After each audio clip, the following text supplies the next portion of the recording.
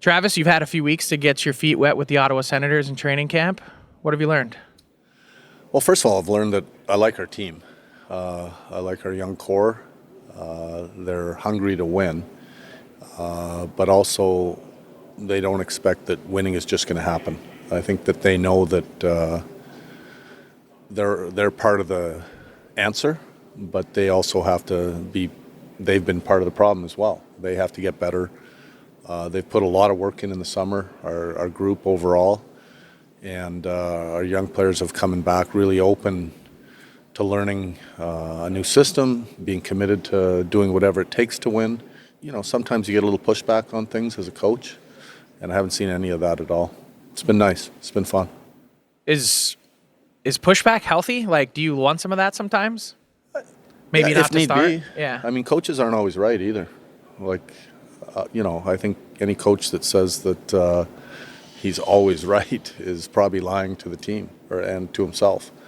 In life you make mistakes, and coaches are wrong once in a while, and what they see, what they enforce. That's why we go in the next day and sit there and watch video, and sometimes you see a play in the game and you think something and you're wrong. But to a man, our group has been very responsible in owning that they have to be part of the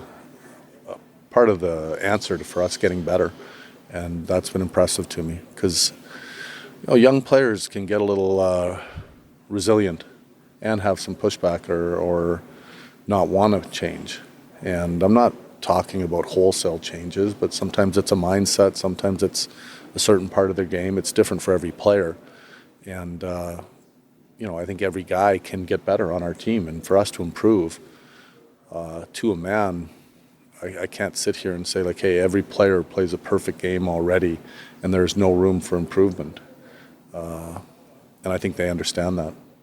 So when you have some conversations with players, and look, I know the focus is solely on the future and what happens next with this team, but if they could kind of self-diagnose what went wrong, what do you think the common theme or thread was? That's a hard question to answer. I don't know if there's a common one thing that you can pinpoint. I think the maturity level of our group has to improve as far as what's important, in what areas it takes to win. That's an overall. It's the whole game, your whole 200-foot game, and again, each player I think can improve in different ways. Whether you're talking, Timmy or Brady, two really good players in the league, but have different styles of their game, and they both agree that they can improve in their game, and quite honestly, we need that to take another step. You mentioned some changes and system. Obviously, every coach is going to do things a little bit differently, but how different is what you're asking them to do? Not a lot. It's hockey's hockey to a certain extent. At the end of the day, like, there's maybe 3, D-zone coverages in the league. They've all been proven to win. Understanding them it's not a complicated thing. It's not like we're rewriting the book and, we're picking and choosing how we want to play. Some of it based on trying to fast-track our team into an aggressive mindset sort of team, but also having composure in the right areas. We last saw you as a full-time head coach in Van in 2021. You took a year off. You were with the Devils last year and in 2 different roles.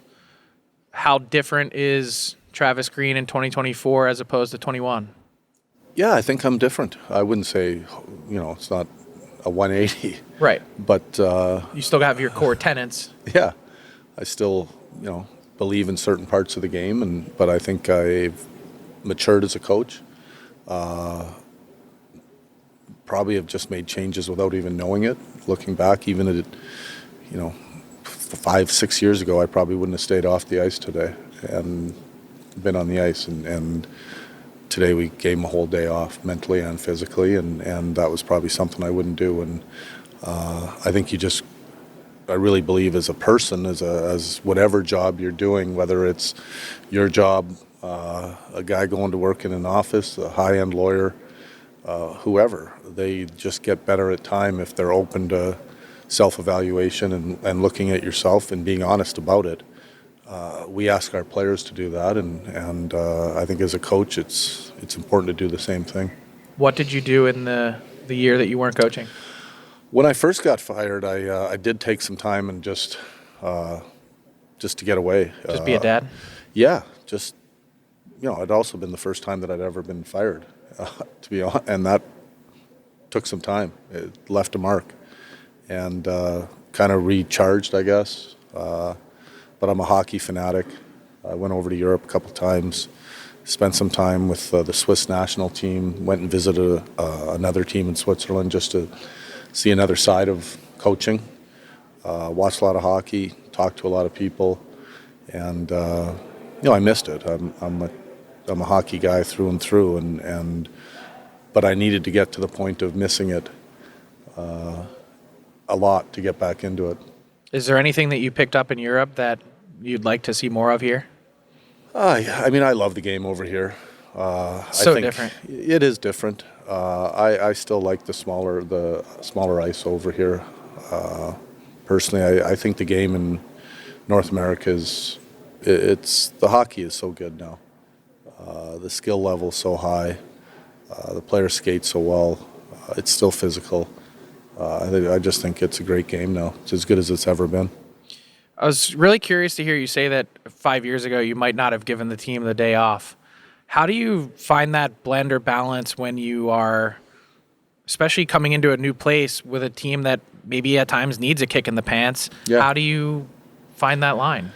Well, I think it's just stepping back sometimes and being honest with what's going on, what your surroundings, being able to evaluate. Our team has worked really hard, and they've come into camp in really good shape, really good skating shape. We have tried to show them a lot, teach them a lot. The practices have been intense. And physically, you're going to get tired in training camp, but also mentally, there's a time and place where you probably need to just have a day where you're not thinking, and you just come in and shake the legs out and come back the next day. And we still got some time before we got to go for game one, and it doesn't just end at game one. I think there's different teams in the league where you've had that core, they've gone through playoff series, they already understand where they're at, how they win, their team identity, all that stuff. But with our team, we've got a lot of new faces. Obviously haven't made the playoffs for a while. So there's a lot of change, and for us to get better and win. And that's, we talk about being process driven, and that doesn't just end once game one starts. We're in this for the long haul. And, I think as a coach, going back to your original question, you have a plan, but you need to be able to sit back and say, okay, what's best for the team today? And you make audibles as you go. So I don't think anyone would have watched this team the last couple of years and said they don't work hard, but Brady said this camp has been maybe more professional. Is that, I'm just trying to hone in and define what that means. Are you getting the attention to detail that you need? Or is that's the plan for me. I mean, I can't speak for what's gone on in the past. I know I have a certain way of doing things, idea of how a training camp should run.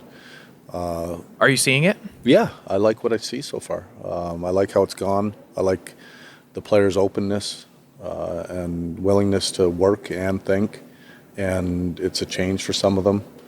But every training camp is different. And no two coaches run it exactly the same way. They all have their own way of doing it. I have mine. We've put a lot of work into it as a coaching staff over the summer. A lot of talk amongst our staff as to what they feel as well. I think that's important. I want my assistants, our assistants, to be part of it. And I've enjoyed our staff so far. I like it a lot, and they've been very helpful in a lot of ways already. The most exciting part about this team is watching the ability for some of these guys that are already really talented and have already achieved a lot on a personal basis, production basis. Can they take the next step? Oh, I think so. And when I'm looking at someone like Tim Stutzle, I feel like he's still kind of just scratching the surface. Like when you see his talent up close, what's that been like? I agree. He's so young. He's still young. And you forget sometimes that these guys, like, they're not even, he hasn't hit his prime yet. And, from a mental standpoint or physical standpoint, he's still going to get stronger. He's still going to understand the game more offensively. I think young offensive players, they learn so much as they go. You look at the best player in the league, Connor McDavid, like from his first 3 years in the league till now. And my guess would be, if you asked him, he's a lot smarter, not only defensively, 200-foot game and what it takes to win, but he's smarter offensively too. And that just, some of those things you can teach players, and some just come with being in the league longer and going through experiences, having success and not having success, and failures. You improve when you go through failures as well. You've been on both sides of the coin, teams that have goaltending, and you've also been, blessed to be around some really good ones, and also some teams that don't. What's it like having Linus Ullmark here? Well, I like having ones that have really good goaltending more than ones that don't. It's probably the thing that gets coaches fired more than anything. It's is part of bad it. goaltending. Yeah, it can be. But yeah, he's been phenomenal so far. He's a good goalie. There's no secret to that. They've got a lot of confidence in him, and the team will feel that the more they see a good goalie play and perform, they start to rally around it and understand that they got a guy in net that can bail them out at times, and that's important as well, and also make the saves that you're supposed to make. Big year for Josh Norris. Yeah. Everyone knows his story. From a pure confidence and mental standpoint, how do you coach that? Man, just openly, honestly, talk to him, see how he's feeling. Even through the process of his exhibition games and when to get him in. I had an idea of when he might play, but definitely didn't push that on him. I think it's real important that we made sure he felt like he was responsible, or he wanted to play when he wanted to play and felt good about it, and not rushed him into a game. The physical part, he probably could have played the first game. There's a chance, and I think there's, maybe some people would want to rush him into a game. I think it's important that from a mental side of it, that you play when you're ready to play, especially with what he's gone through. And he's a really good player. That for me was evident last night. I've watched him in practice, and he's looked great from day one. But to see him in a game, I was excited last night watching him. So let's put a bow on this conversation with expectations. And look, everyone wants your team to get to the playoffs this year and to take that next step. Yeah. But do you talk about that? Yeah, we talk about expectations, but for us, and don't get me wrong, our goal is to make the playoffs, but our expectations are to get better. And, every day when we come to the rink, we want to win the day mentality. And that isn't just meaning the games. Like, when you come to practice, you got to win the day. We need to get better. We need to improve. We need to stick with a process. When you have a day off like today, it's a win the day mentality. Like, what can I do today to make sure at the end of the day I had a great day?